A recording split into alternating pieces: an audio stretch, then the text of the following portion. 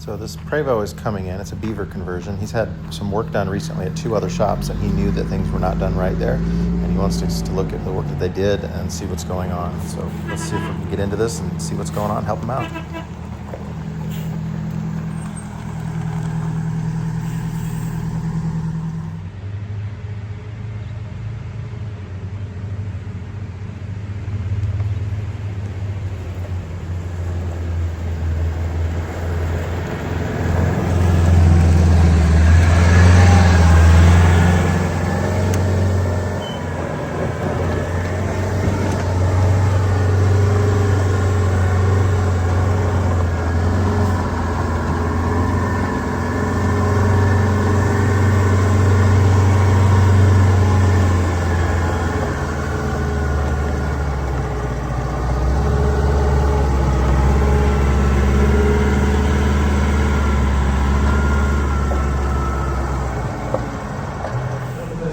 Yep, that's fine.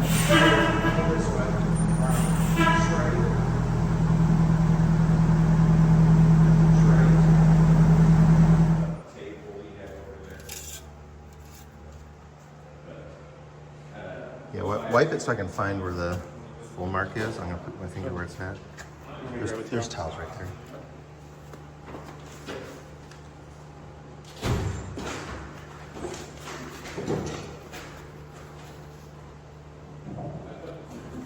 So you're easily 3 gallons over full.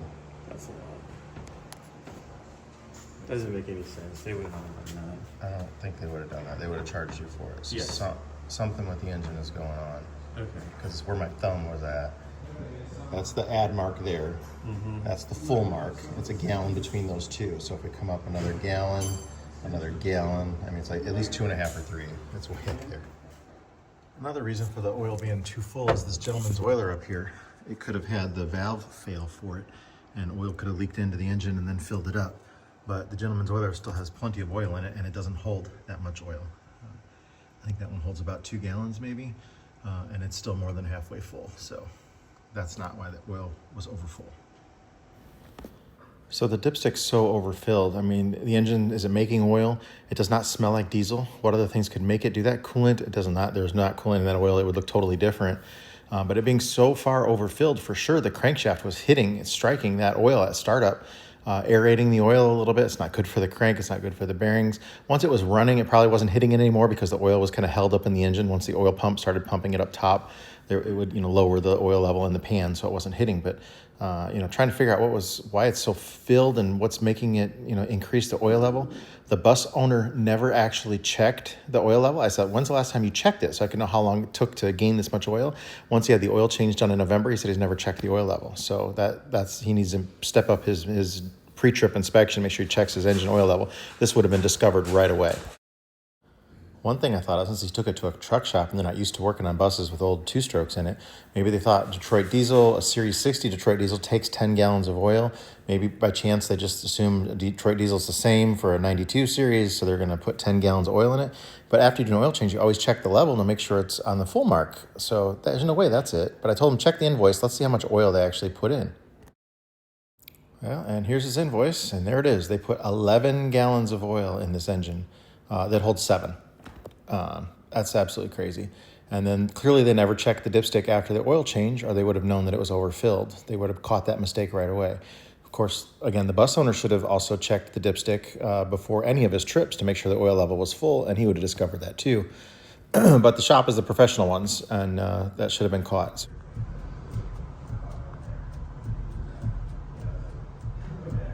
It's not as bad, but it's... I don't know why they do that. It's overly... Try spinning it. You're gonna get a little better fuel economy when you leave here. Yeah, it was dragging. Brake? I don't think that's the brake. I don't hear it rubbing in the... That oil level is at the full, like come up the cap, full. Try spinning that, Brandon.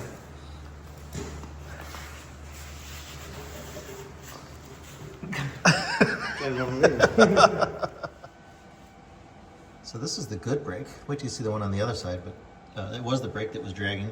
These are manual slack adjusters, and he had the last shop go ahead and adjust the brakes, and they adjusted it too tight where it was dragging. So it was definitely creating some heat and never releasing all the way. So there's always a little bit of tension on there. So these are supposed to be backed off like a quarter turn, and they were probably only about 1/8 of a turn. Once we took them to a quarter turn, the wheels spun fine. They told me the airbags are in great shape, don't need replaced. Yeah, Two shops told me. Airbag's in great shape. That's horrible. I saw the back ones, I knew they needed replacement. Huh. That's a blow-up waiting to happen, isn't it? It is. It already is. It's like bulging right there. That whole bottom is split open. See how it should be like that? Yeah. On the bottom, and here it's like flayed open. You depressurize it. Blows out your face. That's ridiculous. Yeah, here's the invoice where he asked them if the airbags were dry rotted or anything to have them replaced, and the shop said no, they're all in good shape. And obviously they're dry rotted and coming apart, so this is terrible. They're very old. I found a receipt for like in '99 it's only for 2 airbags. He just had this repaired. It's supposed to be 2 springs on here. They mount on the outside here. Where they put it in the middle is it's digging into the slack adjuster, and every time the S-cam turns, digging into the S-cam, every time the S-cam turns, it was wedging this spring into the hub there. So you can see the big lines on it. He just had this fixed, and they didn't know what they were doing. It's supposed to have 2 springs, and they go on the outside of the S-cam, and they put one in the middle where it wedged in, and he was hearing a weird noise when he was braking. You can see how that metal is all, I mean, it was wedging it in there. So here's one with the 2 springs on the outside of this. So this has free movement to be able to move in the middle without catching that. And there's plenty of clearance for the hub and the S-cam, but they overlap. It's not really that complicated. Let me take a moment to explain to you how simple these brakes are. In the 1940s and 50s, Greyhound Bus worked with bus manufacturers to develop a line of heavy-duty braking systems that established new standards for reliability, durability, and quality. With customer needs as our primary focus, work is proceeding on the crudely conceived idea of an instrument that would not only supply inverse reactive current for use in unilateral phase detractors, but would also be capable of automatically synchronizing cardinal gram meters. Such an instrument is the turbo encabulating brake system. Basically, the only new principle involved is that instead of power being generated by the relative motion of the conductors and fluxes, it's produced by the modal interaction of a magneto, reluctance, and capacitor interactance. The original machine had a base plate of prefabulated ammonite surrounded by a malleable logarithmic casing, which the 2 spurving bearings worked in a direct line with a panoramic fan. The latter consisted simply of 6 hydrocoptic Marsal vanes, sulfated to the ambulfacial lunar wane shaft, that side fumbling was essentially prevented. The main winding was of the normal Lotus or Delta type placed in panodermic semi-poloid slats of the stator. Every 7th conductor being connected by a non-reversible trimming pipe to the differential girdle spring on the up end of the gram meters. The turbo encabulator brakes has now reached a high level of development. It's been successfully used in the operation of brakes in all types of buses.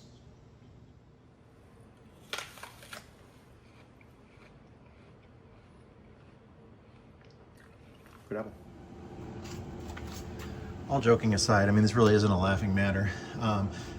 By putting the spring in there, they were impeding how much this could turn, because this was then wedging against there. And as this turns, it gets wider, and that's what pushes the brake shoes against her. So these brakes were not able to have their full efficiency on braking. Therefore, the bus was pulling to one side because it wasn't braking as hard here. Plus, it was making a very obnoxious noise that he was hearing because it was wedging that on there. The shop should have never done that. I mean, I kind of understand how they messed it up. There are springs like this in the back that go in the middle, so the drives are different than the steers. But I've just never seen somebody mess something up this bad. And the fact that he just had it at the shop, because it had broken springs on it, and it wasn't braking right, and they saw that the springs were broken, he actually gave them the diagram from the bus to show them how the brakes go together, and then they ordered the springs from Prevo. They only put 1 on there, but they actually ordered 2. So yeah, I don't know what they did there or how they did that, but it should have not been done, and hopefully we'd never see something like that again. So there is a spring in the back here on the drive axle brakes that goes inside of that S-cam. So they just assumed it goes that way, and that one arcs the opposite direction. It arcs to go around the S-cam back here. So this is how the drive axle brakes are on a bus, but the steer axles and tag axles are totally different.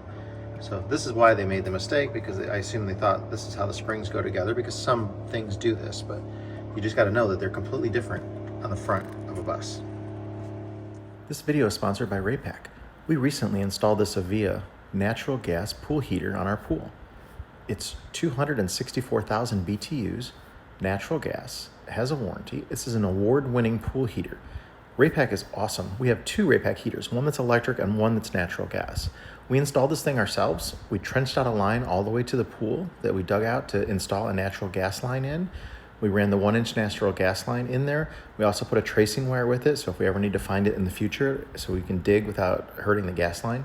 We pressure tested everything. We did actually find a leak when we did it. It was just right at the little coupling there. We had to just snug it up, and that fixed the leak, but we pressure tested it for 24 hours before we buried anything. A natural gas heater is very efficient, and it really heats the pool up fast. This Raypak specific heater has an app that you can hook to, and you can monitor the pool temperatures with the app. You can turn the heater on and off. You don't have to go to it. We were actually able to use our pool heater in March. We were opening the pool and in the pool in March, and we're here in Tennessee. So you get a lot more useful season out of your pool by having a pool heater like this.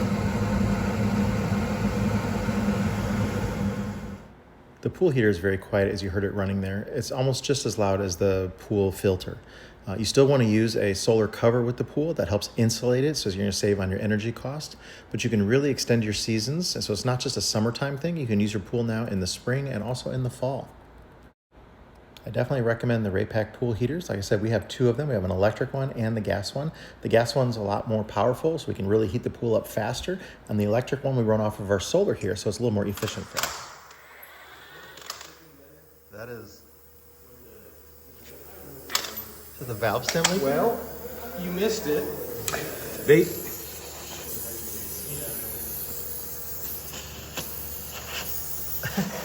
The vibration of the impact gun is making your valve stem leak. when were the tires put on? He hadn't done them, so the tires were put on before he bought them, right? Okay. I didn't look at codes yet.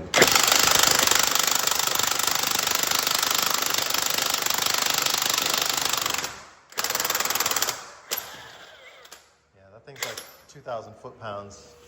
They're only supposed to be 450 to 500.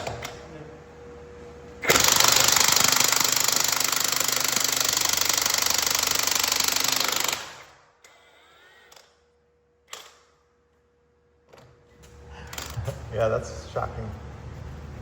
So this one's got a leaky seal on it. We can tell by how dark everything is there.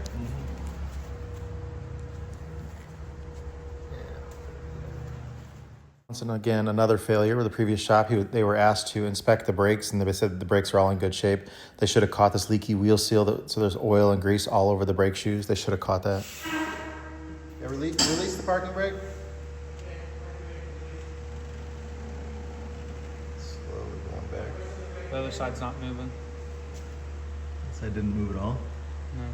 Oh, it's way out there too. Yeah, good. Step on the brake. It moved. Wow. It did not retract. Release. Oh, there it goes. It's just out of They're way out of adjustment, yeah.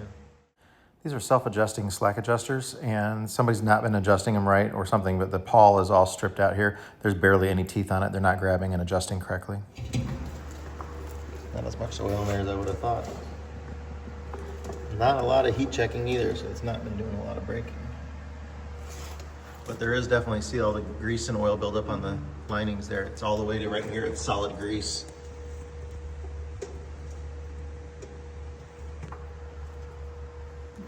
This seal is leaking for sure. Yep. It is definitely. At least that one hammered. The first one didn't hammer at all.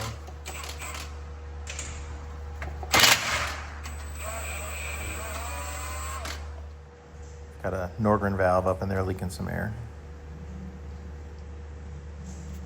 Going to a steel line. how precise it looks. And then a coupling up there. Oh. We're gonna spray it.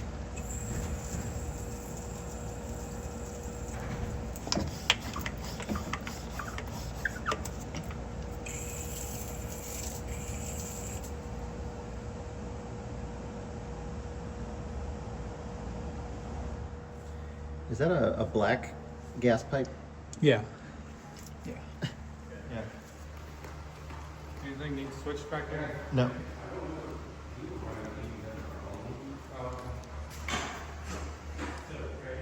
Yes. You're not buying anything spinny, right? Nope.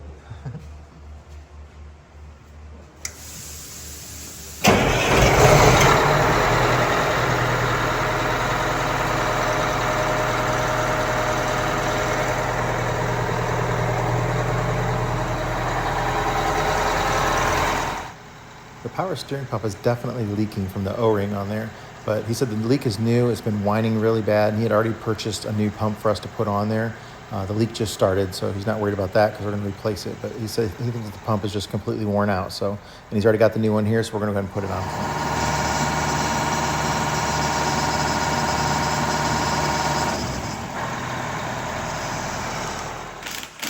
This hub didn't want to come off at all, so we're using a puller to get it.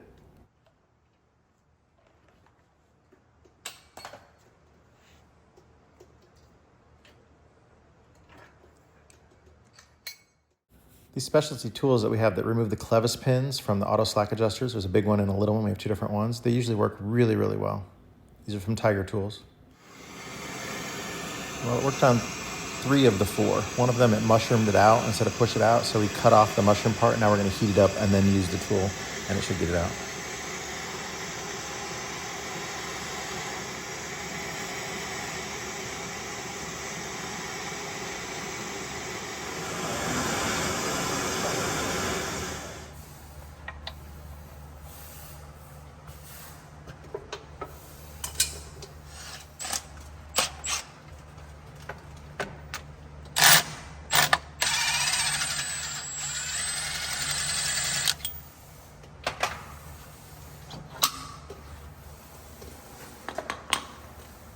Jonathan's in there getting to that rear engine access, which is that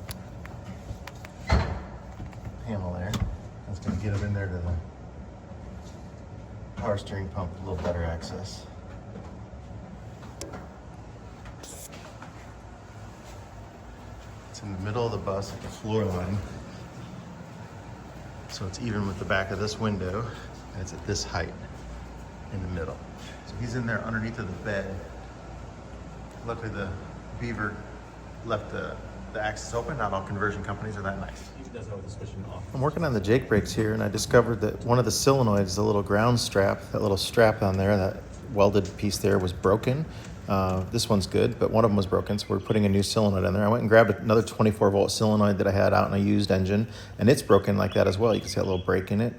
So that must be a common thing. I've never experienced it before. That's 2 of them here now that I've seen. So, but I had another good one, so we put a good used one on there for him with another one.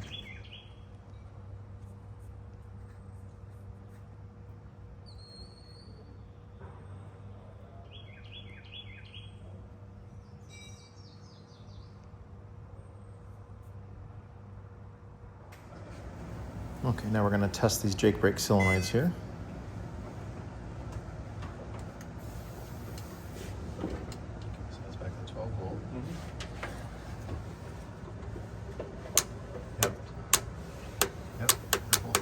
Full firing every time. Okay. And that's adding 12 volt to the one on the far bottom right. That's right. Okay, that's all right. It's a 24 volt relay, so it's sending 24 volts to the Jakes. Pull out the power steering pump. It'll be fun, right?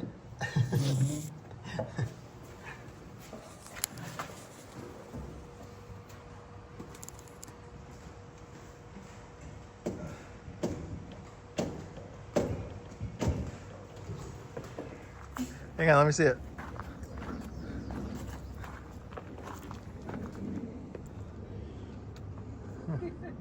You got it off.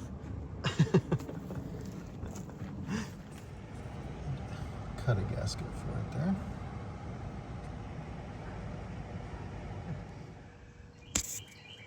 You look like when we used to do hobo day in school and we'd like make it look like we have like a beard and everything, but that's what you look like.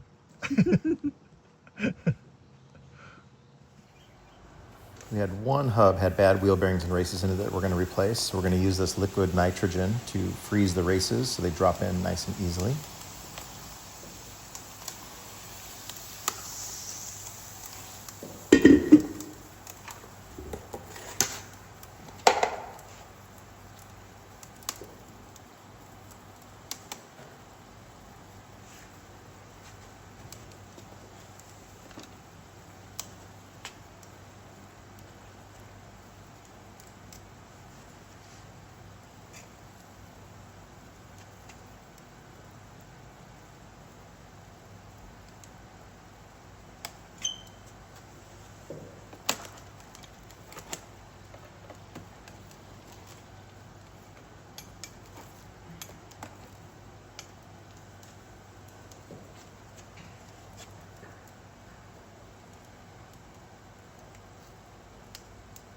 If it doesn't just drop right in, I do have a hammer here ready to very lightly tap it just to get it in place, and it should drop in, but you just got to get it perfectly aligned sometimes, so it takes a little tappy tap, more than what you can do with your hand.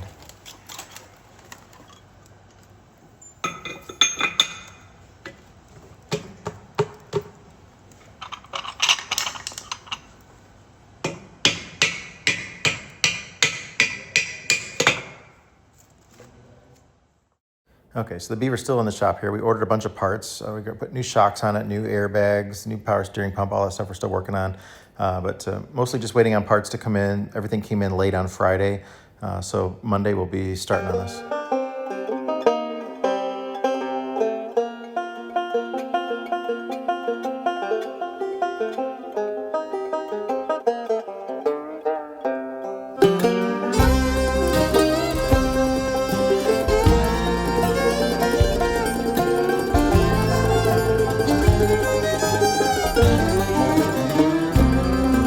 See that white smoke rising up the holler through the trees, and from a mile away you can hear them play as they climb that hill with ease. At the top of that mountain there's a new life waiting for those who can make the run. If they can make it to the top, Scott will put them in the shop till their new life has begun.